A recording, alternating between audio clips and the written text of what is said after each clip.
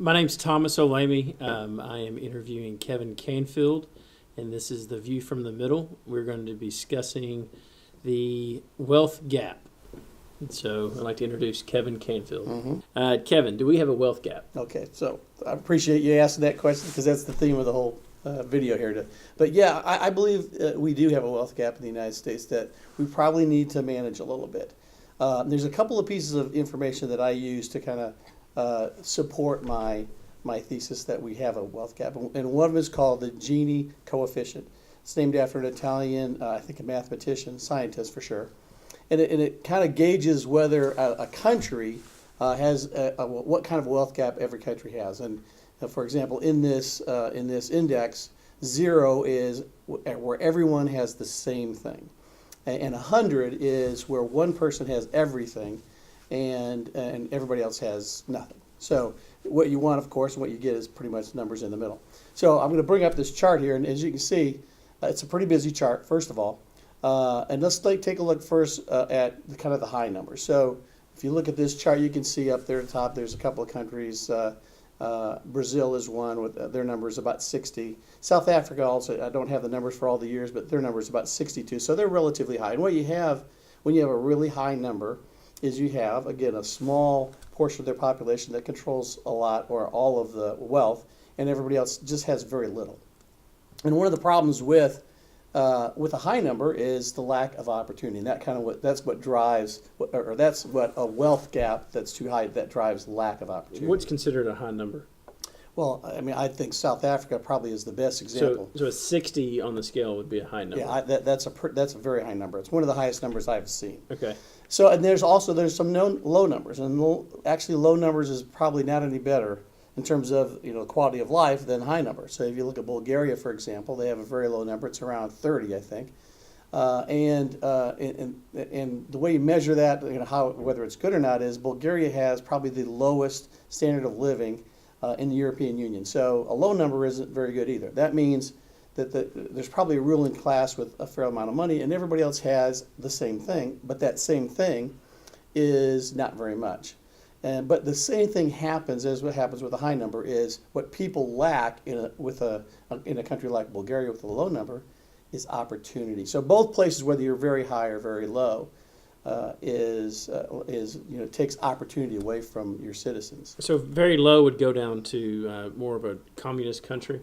Very close to communism, socialism, tend to be lower numbers, yes. And the very high would go to?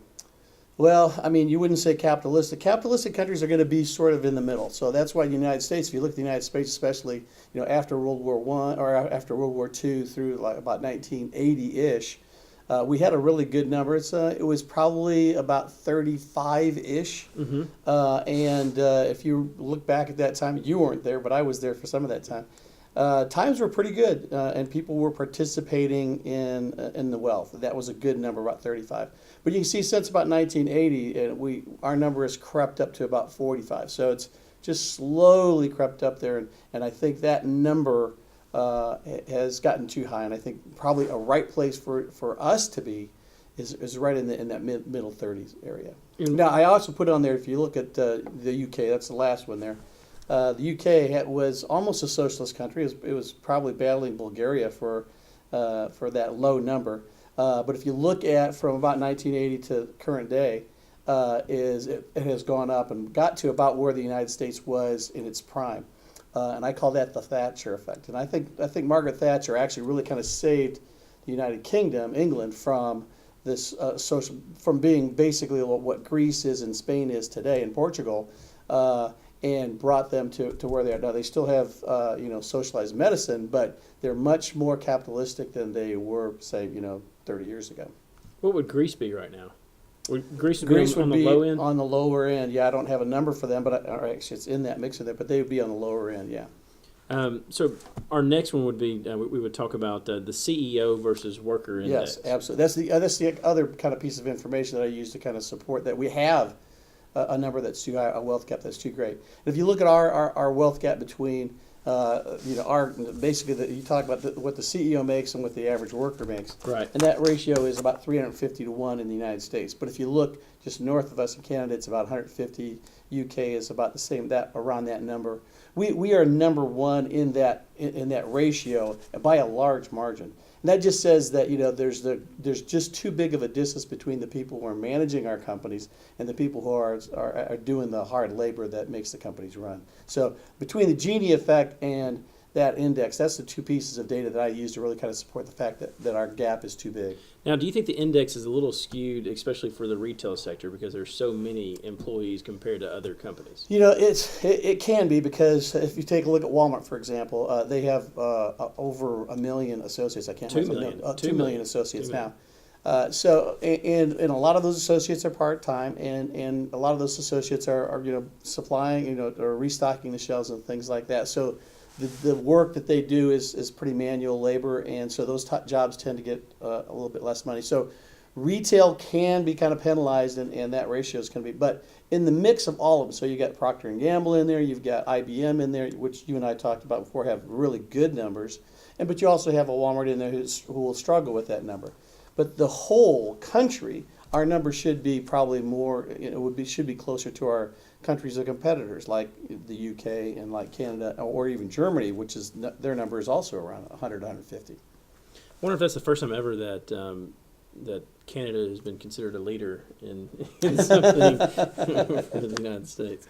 Okay, so the second one is, I guess, how do we solve the wealth gap? Yeah. So if you really know all of these, the view from the middle, what we like to do is, not just complain about a topic, but to, give some solutions. So there are three things that I think that we can do as a country that can shrink that gap and make it better for the average person in America.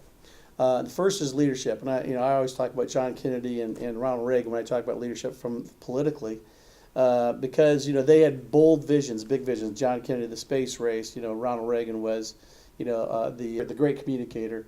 So those types of leaders that could grasp this as a goal.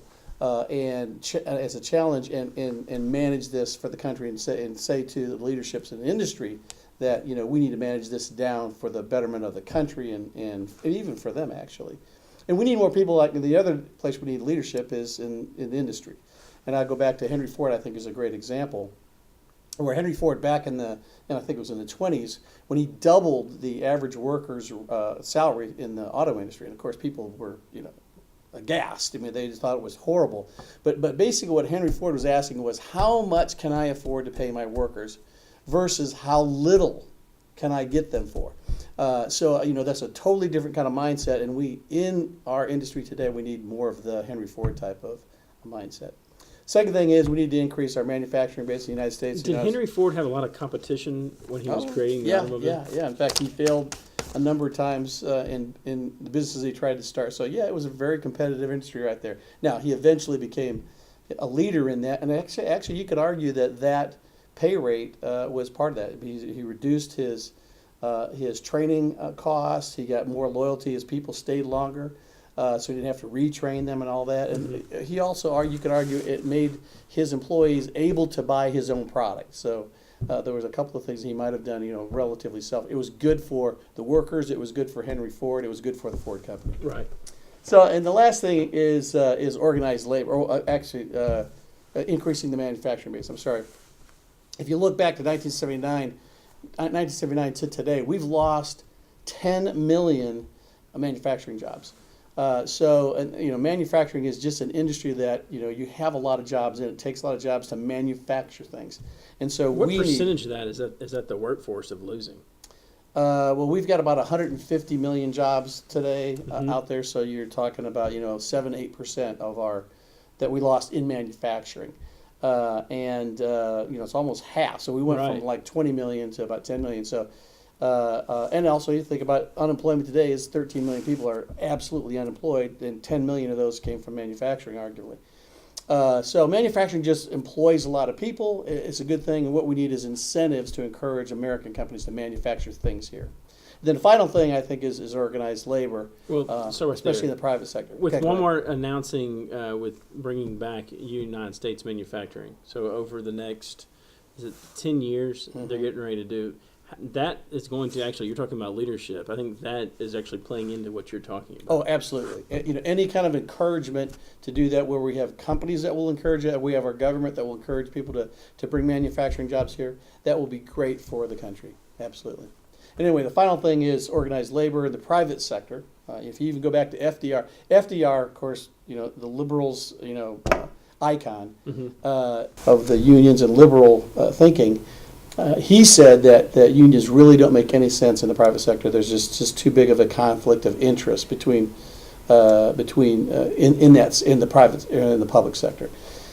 So we need it in the private sector, but we need a sort of a different kind of a union relationship with management. Right today, it's more adversarial, and we need to get rid of that, and we need to have more of a partnership between unions and management. Maybe where even union members are on the board of directors, where they can, where their solutions or their requests make sense for the company as well as for the workers, and also, then the decisions that the company makes will also be good decisions for the workers as well as the company. So we need that kind of partnership in our unions and in the private sector versus what we have today. So my question would be, do you think it worked in the public sector? Unions worked in the public sector? No, I think we have right now. There's just way too much, money being given to a specific. So if it didn't work in the public sector, why would it work in the private sector? Because you don't have that conflict of interest. You don't have, we don't have the members of the workers electing the people that run the company. So if you had one partner in this private sector giving money to the other, and then these people voting for them, you'd have the same conflict of interest that you have in the public sector. So I think it's basic. It's just public. It is the conflict of interest that makes it inefficient within the public sector. And then finally, you were going to ask me about the minimum wage, right? Yes, please. Tell me what your thoughts are. Now, you want to increase the minimum wage. Well, I don't think minimum wage is a big deal in shrinking the wealth gap. I think it's fine. There's arguments on both sides. One side would say that it gets rid of jobs, and so it's a bad thing. But in 2009, we had a minimum wage of $7.50, and I don't think it was disastrous for the economy at the time. There were other things that were causing problems at the time.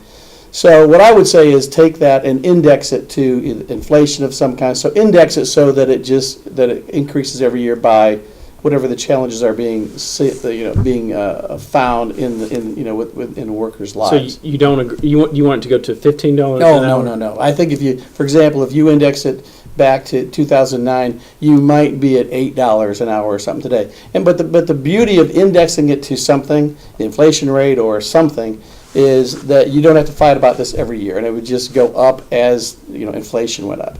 And again, if you looked at today versus 2009, you're not going to be anywhere near $15. Inflation has not done that since 2009.